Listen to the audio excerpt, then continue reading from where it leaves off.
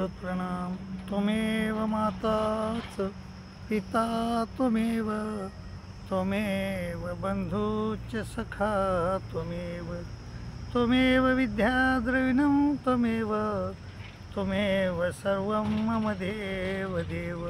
श्री गोपाल कृष्ण महाराज की जय। माय बापो, पहिल्या काळामध्ये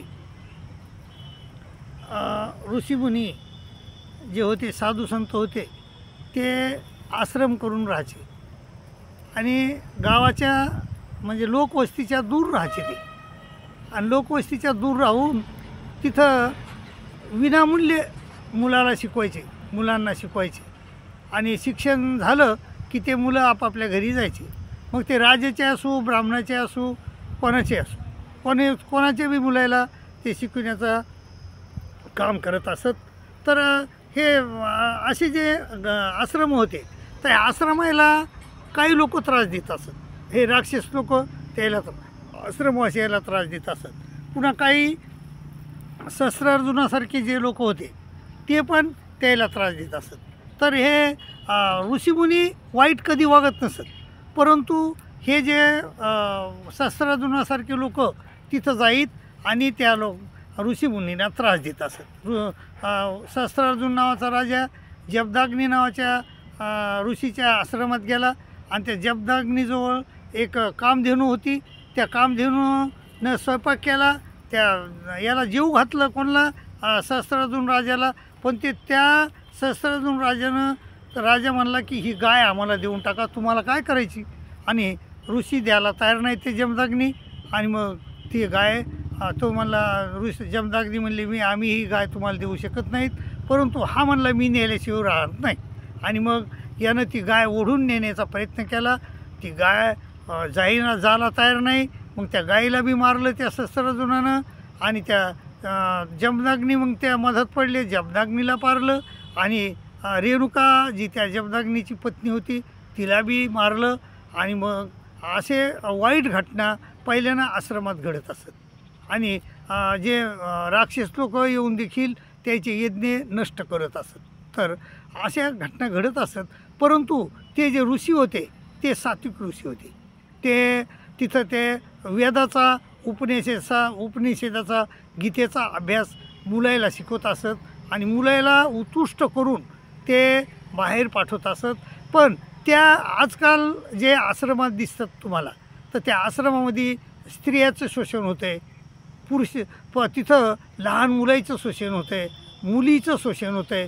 तर त्यावेळेस तसं शोषणाच्या गोष्टी घडत नसत, कारण ते जे ऋषीमुनी होते ते अत्यंत विद्वान होते, अत्यंत चांगले आचरण करणारे होते, त्यामुळे अशा घटना त्यावेळेस घडत नसत। पण आज तुम्हाला जर पाहिलं तर सगळे पेपर त्यानंच रंगलेले दिसतात। त्या फलाण्या कीर्तनकारानं शाळेमध्ये त्यांच्या शाळा असतात कीर्तन करायच्या आणि शिक्षण संस्था असतात त्याच्या, म्हणजे त्याला काय अनुदान नसतं सरकारचं, पण लोक त्याला पैसे देतात आणि त्यावर त्या संस्था चालतात। त्या संस्थेमध्ये मुलं असतात, मुली असतात, त्या मुलीवर हे म्हणजे अत्याचार करतात। कोण हे जे तिथले जे म्हणजे प्रवचनकार म्हणा, कीर्तनकार म्हणा, तर अशा अनेक केसेस पुढे आल्या।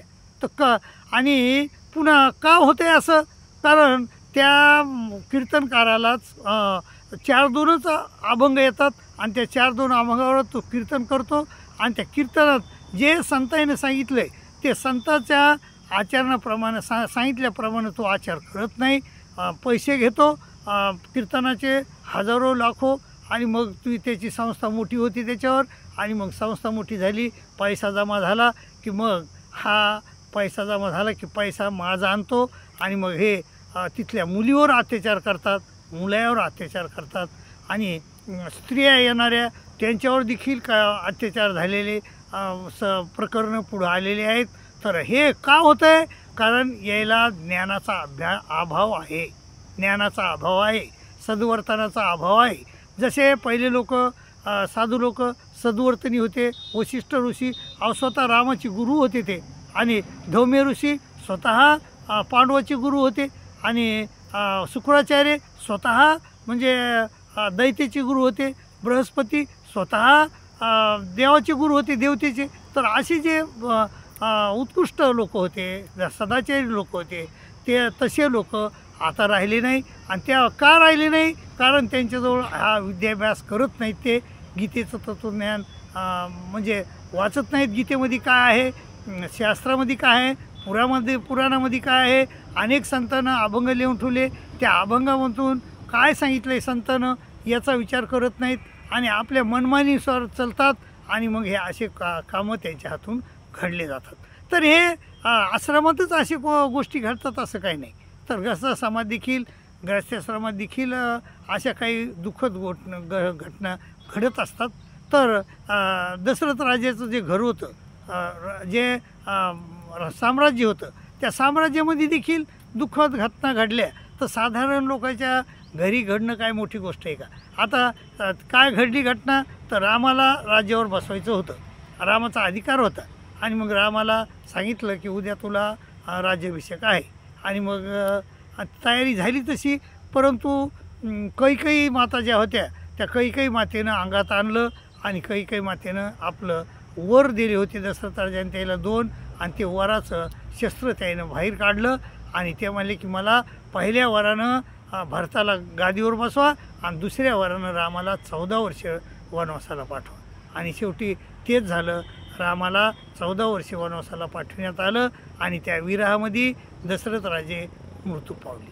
तर अशा घटना घडतच असतात. तर ह्या घटना का घडतात? कारण त्या कैकेयीला ज्ञानाचा अभाव होता. गीतेचं ज्ञान त्या कैकेयीपर्यंत गेलं नाही.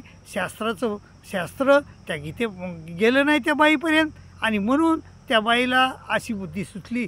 आणि आज बी तुम्हाला आश्रमामध्ये किंवा घरामध्ये आपल्या घरामध्ये जर अध्यात्म नसेल, आपल्या घरामध्ये निखूळ संसार, निखूळ क्रूर गोष्टी होत असतात, तर आपल्याला त्या तशाच गोष्टी आपल्या आचरणातून आपल्या पुढे येतात. ज्या घरात म्हणजे गीता नाही वाचल्या जात, ज्या घरात पुराण नाही वाचल्या जात, ज्या घरामध्ये साधू संतांचा वावर नाही, ज्या घरामध्ये म्हणजे सत्पुरुषाचा वावर नाही, अशा घरामध्ये मग ह्या अशा घटना घडत असतात. परंतु मायबापो, ज्या घरामध्ये गीता वाचल्या जाते, गीतेचं तत्त्वज्ञान म्हणजे समजून घेतलं जातं आहे आणि ते समजून घेऊन जर त्याप्रमाणे वागल्या जातं आहे, निर्माण जिथं माणसं ज्या घरी गीतेच्या तत्त्वज्ञानाप्रमाणे निर्माण मोह असतात, म्हणजे कोणतीही आसक्ती नाही धरत, निर्माण मोह असतात, जिथं संगदोष असतात आणि अध्यात्मनित्य म्हणजे नित्य परमेश्वराचं चिंतन करतात, विनिवृत्त कामं असतात. आणि अशा विनिवृत्त कामं असलेल्या माणसाच्या घरात अशा वाईट घटना कधीच घडत नसतात. तर अशा वाईट घटना घडू नये, तर त्यासाठी आपण गीतेचा अभ्यास केला पाहिजे. आणि गीतेचा अभ्यास जर केला तर आपल्या हातून अशा वाईट गोष्टी घडत नाहीत. आपली बुद्धी भ्रष्ट होत नाही तर आपली बुद्धी भ्रष्ट व्हायला आजकाल कलियुग आहे आणि कलियुगामध्ये फार वेळ लागत नाही आपली बुद्धी भ्रष्ट व्हायला. त्यामुळं आपण सदोदित त्या बुद्धीला चांगलं ठेवण्याचं, तिला गीतेचं ज्ञान समजून सांगण्याचं बुद्धीला आपण नेहमी प्रयत्न केला पाहिजे. आणि गीता नेहमी वाचली पाहिजे, गीतेचा अभ्यास केला पाहिजे. गीतेचं तत्त्वज्ञान काय सांगितलं आहे श्रीकृष्ण महाराजांनं त्याचा विचार करून गीतेच्या तत्त्वज्ञानाप्रमाणे जर आपण चाललोत तर आपलं कधीच वाईट होत नाही. मायबापो, गीताचा अभ्यास तुमच्या घरात असू द्या, गीताचा ग्रंथ तुमच्या घरात असू द्या, गीतेचा अभ्यास करा.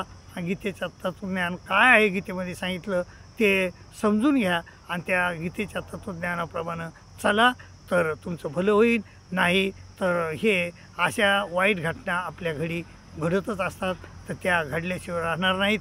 त्यामुळं आपलं भलं करून घ्यायचं असलं तर गीता वाचा, गीतेच्या तत्त्वज्ञानावर चला, अशी मी तुम्हाला नम्र विनंती करतो आणि इथंच थांबतो. आणि दुसरी गोष्ट म्हणजे आपलं हे चॅनल आहे, ह्या चॅनलला जर तुम्ही नवीन असताल तर सबस्क्राईब करा, शेअर करा, लाईक करा, अशी विनंती करतो आणि इथंच थांबतो. दंडोत प्रणाम, दंडोत प्रणाम, दंडोत.